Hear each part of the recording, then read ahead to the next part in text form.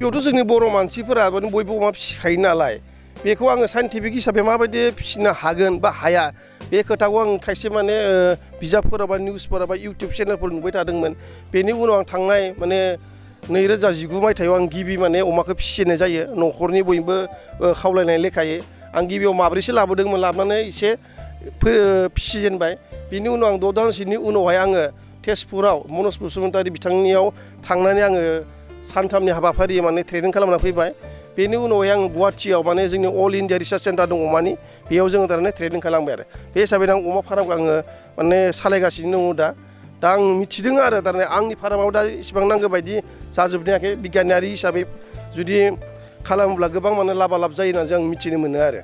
बे अमा फिसिनायाव माबायदि खालामो आदारखौ जानाय लोंनायखौ जानाय आं गिबियावनो बयखौबो माने बुंनो लुबैदों जोंनि अमाया गोबां जातनि थायो बे जों दा फिसिनाय लार व्हाइट यर्कशायर बा जोंनि हेम्पशायर बा डिउरक थायो बेफोर माने ड्राइ फिडजों बांसिन देरो होनना जों मिथिगौ आरो बांद्राय अमाखौ जोंनि गोदोनि नेमखान्थि बायदि सोमनानै जाहोनानै बेखौ माने फेदेरनो जोबोद गोब्राब जायो आरो जाहोनाव सिं सानाय बा माबा बेरामबो जानो हायो आरो मानसिया।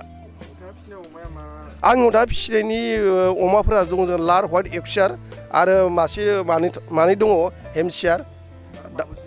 आंनियाव दा बर्थमान आंनियाव गासैबो फिसा 90नि खाथियाव दङ आरो। नोंथाङा बै अमा फिसिनायाव माबाफोर सरकारनि अनसुंथाइफोर मोन्दोंमोन? आं दासिमबो सरकारनि जेबो अनसुंथाइ मोनाखै गासै आं निजिनि गावनि न'खरनि रांजोंनो बेखिनिखौ आङो सामलायगासिनो दं दा। आङोथ' बे गुदि फरायसालियाव फोरोंगिरि हिसाबै खामानि मावगासिनो दङ 2015 मायथाइनिफ्रायनो दासिमबो। थेवबो आं बे अमा फार्मखौ माने न'आव टाइम एसे मोननायनि थाखायनो आं बे अमा फार्मखौ लोगोआव लाफादेरदों आरो। आदारखौ ड्राइ फिड होनना बुङो गोरान आदार बे गोरान आदारा गोबां कम्पानि दङ जेनेबा गद्रेज दङ डिउस दङ महाराष्ट्र दं गोबां कम्पानि दं जोंनि आसामावनो गोबां एभेलेबल दङ आरो बेफोर। आंथ' गोबां माने आदारखौ थारमाने नायगासिनो दं सिगां माने डिउस नायबाय डिउसआ जोबोद बेसेन गोसा बिनि उनाव महाराष्ट्र माने फिड दङ बेखौबो नायबाय दा गद्रेजखौ आं खालामगासिनो दं माने गद्रेजआ जोंनि खाथियाव एभेलेबलनि थाखाय। बे अमा फिसा जायो ओरैनो मासे अमाखौ जुदि हमना ला जों निजा फिसा खालामोब्ला बा मालायनिफ्राय बायना लाबोयोब्ला मथा मथि 12,000सो खरसा जुदि खालामोब्ला माने 10 दानसोनि गेजेराव मथा मथि 17,000सो मोनगोन बायदि आसा खालामो आरो जों मासे अमायाव अर्थात बेयाव माने 7,000 बा 6,000सोआ लाब जायो आरो।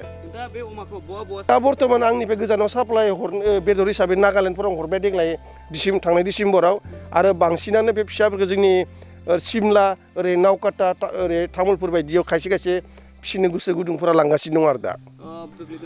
बे समावथ' गोबां अलखद गोलैदोंमोन बे समाव माने जों दखानिजों आदारनि थाखाय बिराद आंखाल जानायनि थाखाय जों मा खालामोन दखानिजों रायज्लायखानानै जों सिगांनो आदारखौ 2 मास गाहामनि बुकिं खालामना लाबोनो गोनां जादों आरो।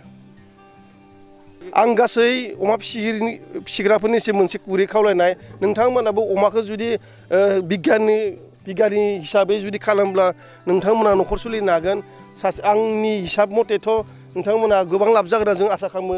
आं थांनाय बोसोरावनो आङो माने 1,40,000सो लाब जादों आरो फैगोनावथ' आं 3 लाखनिफ्राय 4 लाखनि गेजेराव जागोन होननानै आसा खालामदों। बे हिसाबै बयबो फिसिग्राफोरा जुदि बेबायदि बिगियाननि आदबजों खालामोबा गावनि न'खरखौनो सुंथानो हागोन होननानै आसा फारियो आरो।